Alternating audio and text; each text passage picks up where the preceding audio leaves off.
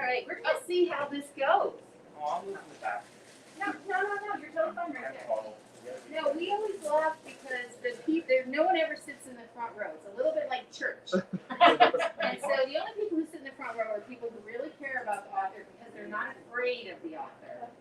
I think other people must think the author is going to quiz them. And so always, no matter where we put the front row, very few people ever sit in the last spot. So we are so excited to welcome you tonight. This is our first in-store event in a year and a half.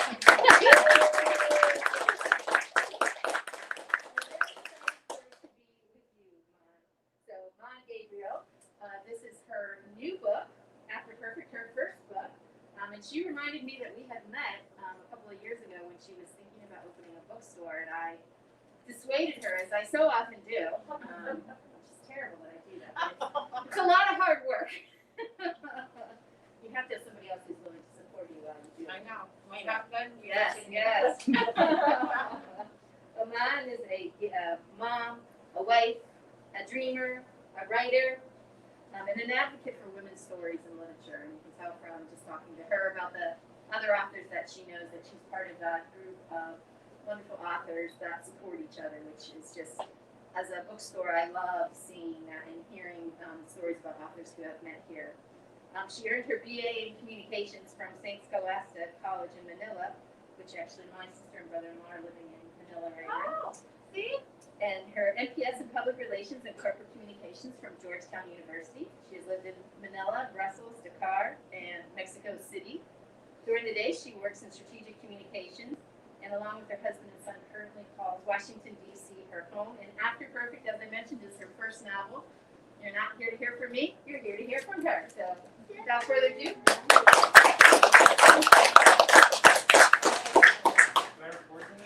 So thank you so much for coming. You all know, most of you know that this is actually a dream come true. So you also all know about After Perfect, right? So this is my first book. I dreamt of this maybe almost 6 years ago. It was picked up 2 years ago, and now it's a book. It's a story of a woman, a 36-year-old Filipino-American woman who's, after 20 years of being together with her childhood sweetheart decided, ask for divorce. But that is not the story. The story is the journey. The story is mostly about love, but how love is multidimensional. It's not romantic. It's not just about family. It's not about friends. Not just about friends. What I love about the book, and when I was writing this, I was not sure how readers will take it or react to it. But I had early reviewers, and it blew my mind that they actually understood what I was trying to say. That this is not a romance novel per se. This is a story, this is a love story with oneself. And I've been getting a lot of emails from readers about how after reading, they decided to think about where they are in their lives, and that for me is like gold. So there, I don't know what else to do. Do you want me to read? It's not me.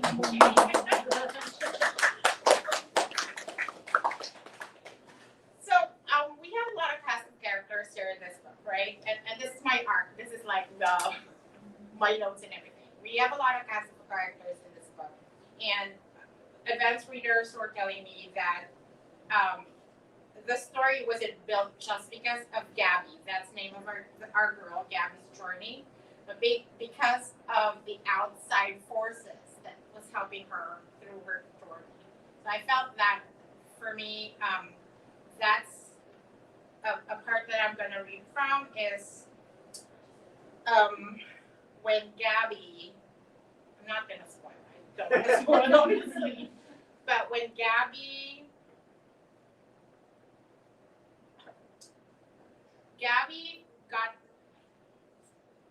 started working eventually, and because of that job, she was able to meet a lot of great characters.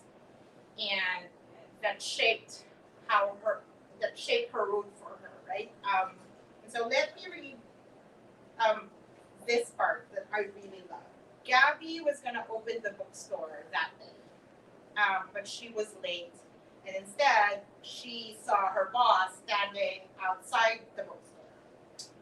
And we're talking about the 70-year-old Thomas, who's my favorite character, by the way. I know it's weird, but he's my favorite character of all in this book. Okay, before I go on. When I was writing Gabby was the least person I know. Because I felt like while I was creating the circumstances around Gabby's life, we were making decisions together. And as we make decisions, rational or not, that paved the way for what's going to happen next. So I think towards the end, that was when I got to understand who Gabby truly is. Anyway, so this is the part where finally she got a job. She loves her boss, Thomas, my favorite character. And everybody knows that I'm very bad at this. So, how they Nick. Okay. Thomas is acting oddly giddy. Thomas never acts giddy. And then it dawns on me, and my eyes widen. This man in front of me is the love of Thomas's life. Oh, Arthur. Yes. Oh. Arthur looks at me like I've gone insane. More so when I grab him by the shoulders for a tight hug. I have to jump up to reach him. Yes, yes, yes, go, young ones, and be merry. Thomas' face softens. Arthur's smiles widens. They have both visibly relaxed. They don't need to explain themselves to me. They don't need to explain themselves to anyone. Thank you, Gabriella, Thomas whispers and kisses me gently on the temple. You're welcome, I whisper back, with all the love and support I can muster. I squeeze the hand that's resting on my shoulder. The beautiful man next to him waves goodbye. I watch them walk away from me. They don't hold hands, but they are close enough that their shoulders touch at each step. And with every step, I see them look at each other, a little shyly at first. And then, when they are further away, they let out a careful laugh. I sigh at the sight of this love. There is nothing more magical than to see it happen right before your eyes. Love is strange that way. You can touch it with your bare hand or see it with your naked eye, but you'll know it. Like the universe telling you what your heart is destined to experience. As I stare dreamily at the lovers with a silly grin on my face, a woman in her 50s taps me lightly on the shoulder, bringing me back to the present. She regards me impatiently as I reach for the keys in my backpack and unlock the door to the store. It was almost 1 o'clock. Thomas left the lights on, and so I walk mindlessly to the counter, feeling all the love. Love is truly the New York City air. Did I have this kind of giddy love with Simon?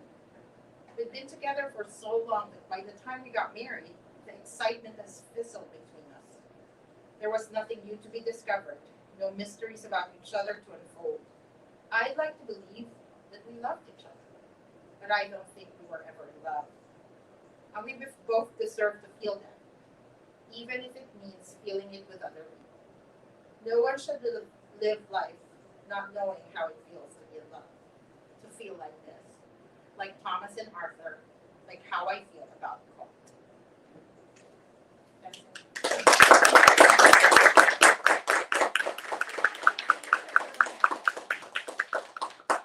Thank you for coming.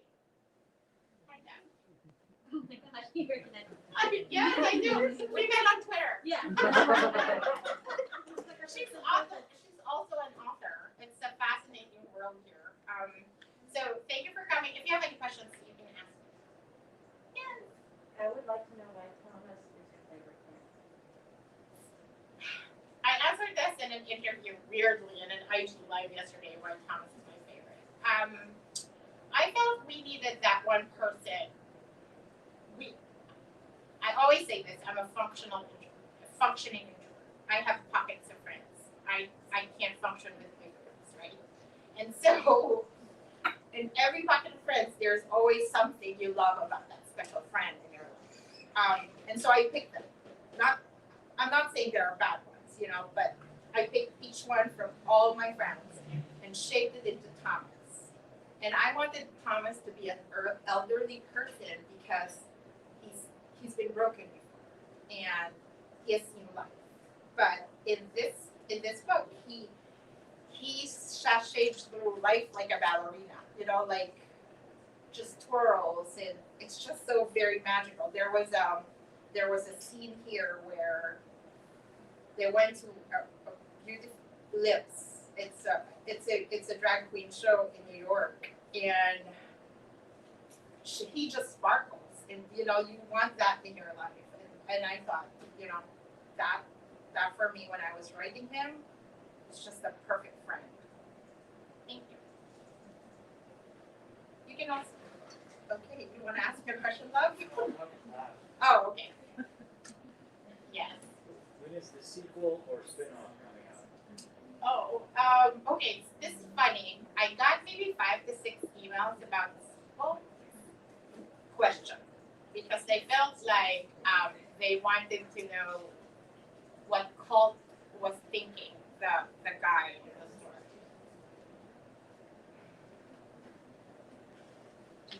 And but that's the point. This is not a romance. This is a women's fiction, and so it's all about the journey of Gabby. So there is no sequel. I'm not saying this, but I promised one super awesome book blogging group that I will write a secret sequel, like 30 pages by Christmas. Like 30 page, what's gonna happen? That is just for people that are asking. Hi guys. You can ask me a question. Yeah, we'll ask you about love, since that was in your passage. I mean, what kind of journey, I guess, your protagonist went through? And I really like that distinction between being in love and feeling love. And I don't know, I guess I wonder if there's a message or lessons your protagonist gone through that touches those institutions.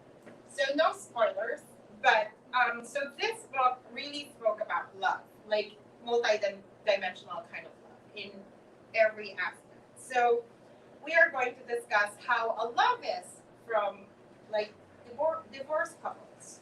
They've been best friends forever, right? Since they were 16-year-olds. And can you just walk away from that? I don't think so. No matter how broken your romance is, there will always be love. That's how I feel. Not that, you know, my husband and I are breaking up. But so there's that. There's also the love of friends, and there's also Gabby's parents, who's since we're just a small group, I patterned Gabby's parents to my husband and me, and how we bicker, and how irrational we are sometimes. So she's Filipina, and you know she's American, and that kind of love too. So, hi Kelly. Where's my mom? Oh, she couldn't make it. She said hello. Okay. So yeah, so that's the kind of love that. So yes, I'm obsessed with love, as some of my friends.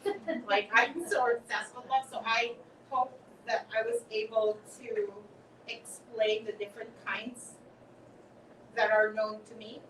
In the book. Thank you.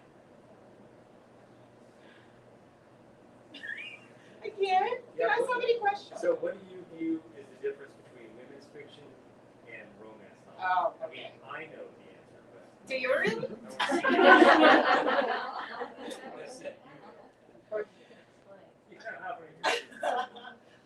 So the difference.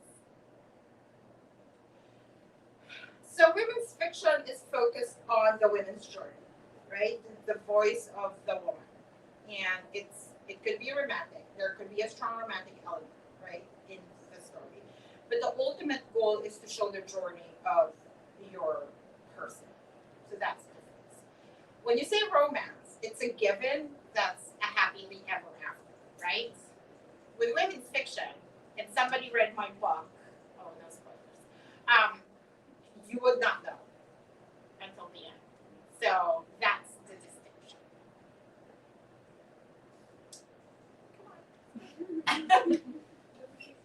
Oh, yeah. I don't know if anybody asked this already, but like, where did the idea for this book come from? Oh, okay. I wrote about this in a few blogs, and it's a very intimate story. I would know. She was my medical person when I was going through perimenopause, right? And the changes in my body. I was having a lot of fears and anxieties, and I didn't know where to vent that feeling. Like I didn't know where to put that energy, and I bad temper, like very emotional, and I just started writing. Fictional journaling is what I call it. I decided to put all my emotions into words, into paper, created a character that is not necessarily me, but is probably going through something difficult in her life, just as I was. Chris and I were a young family and we wanted to have more children. And so that was hard. And then my dad got sick, and there's just so much emotions, right? And so I just started writing. And I felt like when I started writing, I felt lighter. I was able to move forward. So that's where the story came from. It was mostly about putting all my fears and my pain and my anger and the what ifs. If something happened to me and my husband, he wanted more children, I couldn't give them, you know? And so that's how it started. And it became a book because I wasn't sure it was going to be a book until one person read it, one of my friends read it, and oh, I thought they were going to come here. Andrea. Yeah.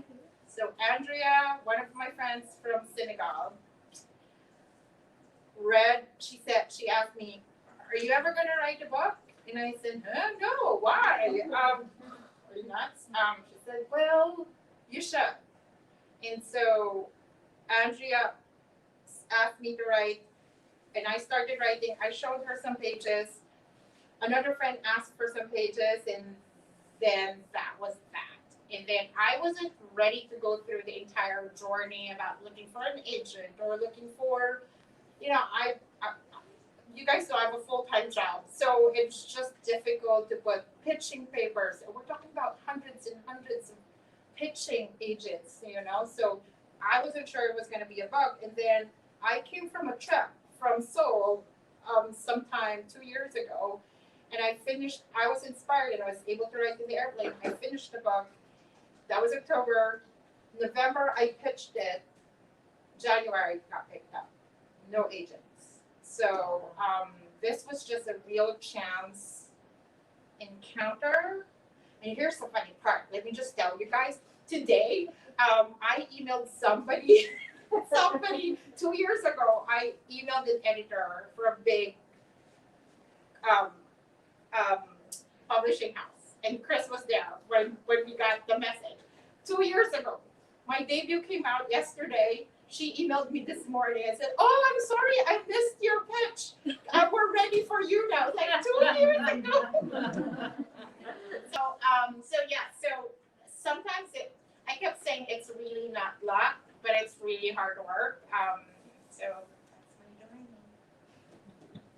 So after listening to your journey, are you going to continue writing? Do you already have another book you're working on? Something similar? Something totally different? Okay. Okay, so yes, so I have because I'm very unconventional in a sense that I don't have an agent and I don't have my publisher. My husband and I chose this publisher because of its advocacy and how it's very diverse and how it promotes women's voices, and that's very important to me and in what I do, with my journey in writing. And so, I have another book ready, canned, and it's actually one of the finalists for the diversity and equality in publishing. So that's really awesome.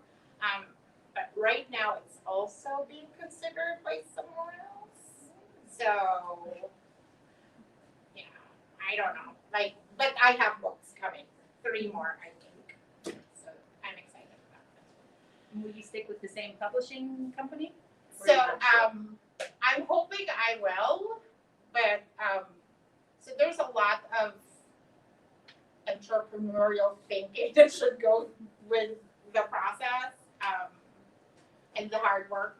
So, but yes, for right now, I want to be with them because they're awesome. They're like my partners. I'm not just a writer, and they're a partner.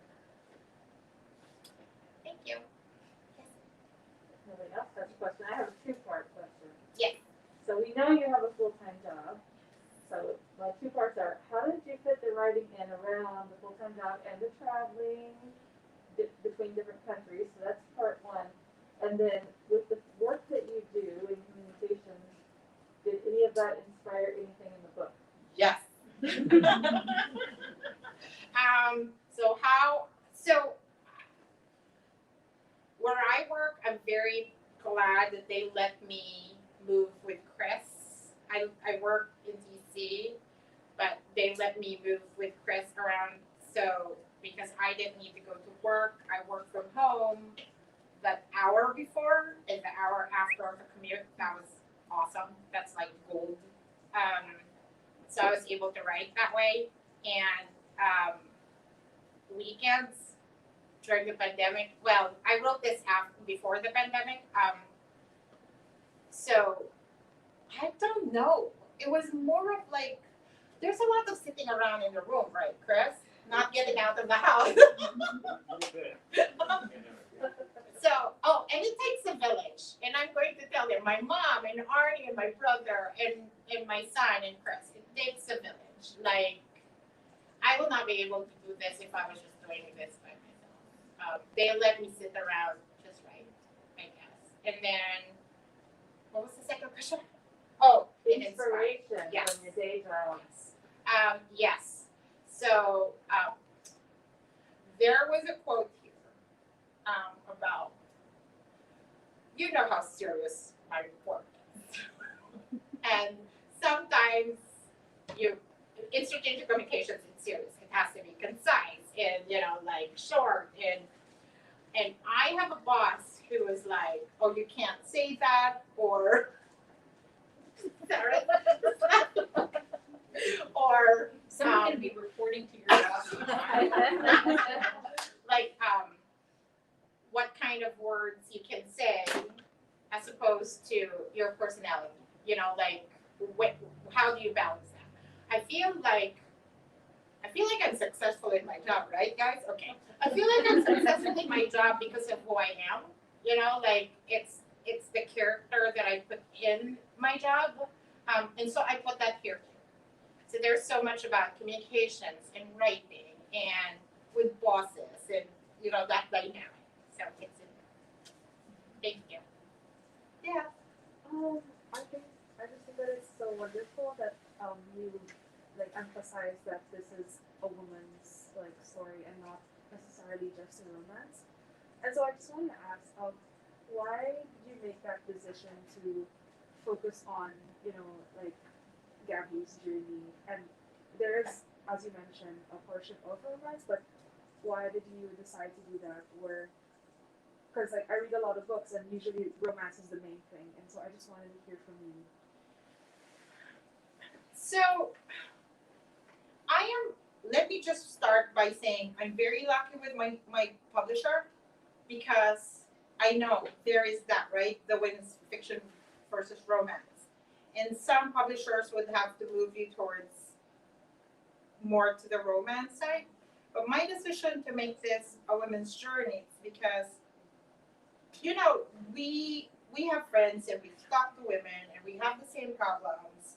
And although it's not precise what the story is, I am hoping that her journey, it's not because she fell in love with some guy and she, met a knight in shining armor and they live happily ever after. Don't get me wrong, I am like that. Like, I am such a fairy tale girl. But I wanted to empower women So this is all about us. So that was that, and I know when I pitched it, there was that we want to move this towards the romance thing, and they agreed that this is more powerful if it was just, and not just, I mean, no spoilers, but it'll be more powerful if we focus on a woman's journey. And also, if you notice, this is actually first person present tense. That's hard to write. So I did that specifically because it was being written in real time as I felt I was feeling it, you know? So I wrote that as my journey as well. Thank you. We love the cover of your book. And so we often hear authors say that they don't have a lot of input into the covers of their book. Did you have any role in designing that? Because it's fantastic. I think I asked some of my friends here too. I asked you, right? Yes. So, yes. So I told them what I wanted, like a woman who would look like me somehow.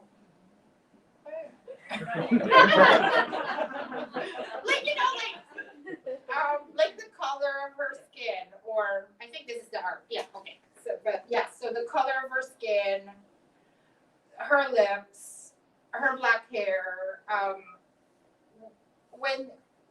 And I like pink. I don't know why. What happened to me? As soon as I turned 40, I started liking pink.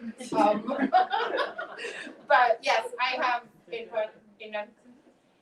And the designer of this is also an author, so she understands.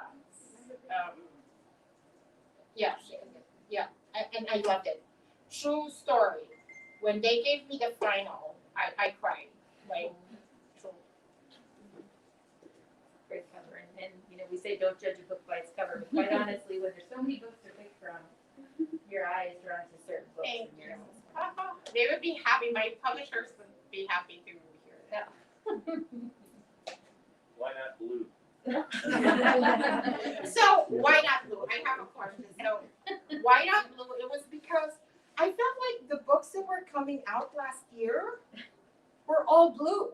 I don't know why. They're like all blue. And so, right, we were looking at all my books, and then I put it all, and I said, why are all books blue? And I put my pink cover and just stand up. I wanted blue. I know, they all wanted the blue one. Even Nick did. I did. I voted the blue one. What advice would you give someone who's aspiring to write a book? Oh, am I there yet? Like,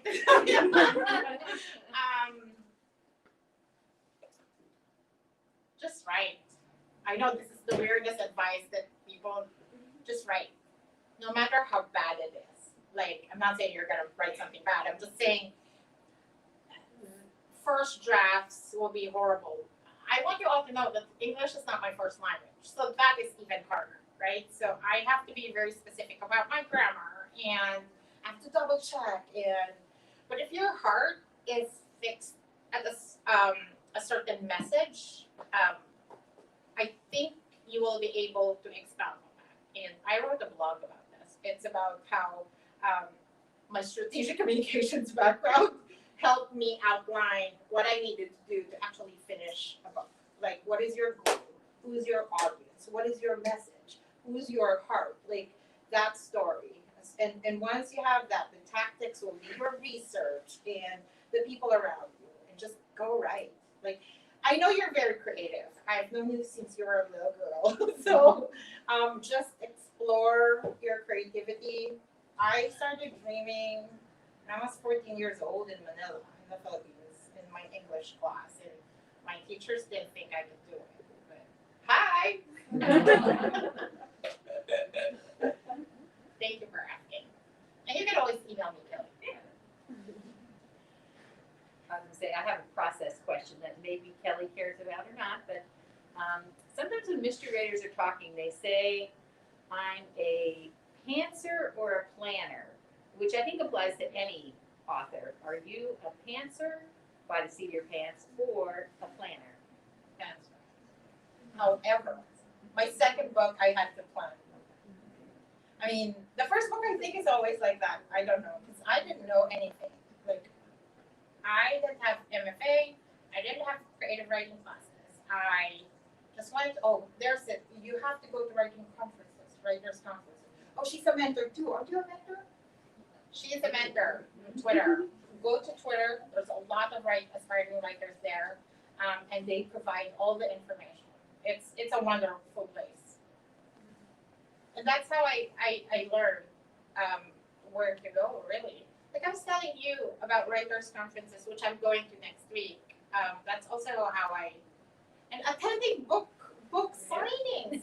My first blurber, Tiff Marcello, who is now a USA Today best-selling author, I met her here, and she blurbed my book.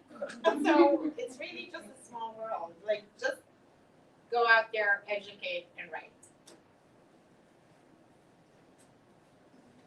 Think we're good? Yeah.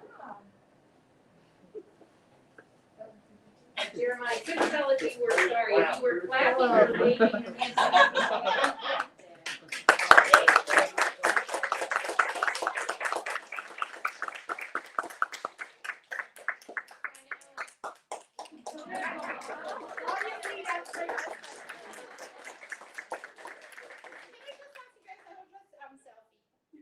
And if you have a book, hold it up. Although I know not everybody does. You can go crazy, I don't care. Oh, God. All right. Thank you, guys. I know you have books. If you want me to sign them, I can sign them. Oh, is that now what we do now? Pretty much, baby. Yes, pretty good. If you have Can books. I sign it here? Oh, of course, hey, that's what we're if you need a book, we have books. You want to buy a book? Yeah. I'm just gonna sneak this. A live thing.